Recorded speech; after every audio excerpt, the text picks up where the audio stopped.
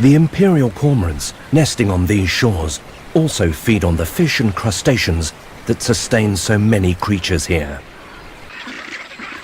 They are master builders. These 30-centimetre high nest platforms are made of mud and guano, and the cormorants line them with dried grass.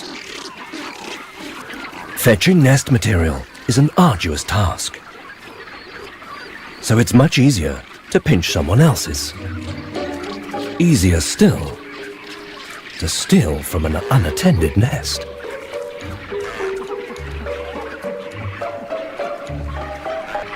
Cormorants often have 3 mouths to feed. The constant pestering for food can become too much, giving parents no other choice but to turn the other cheek.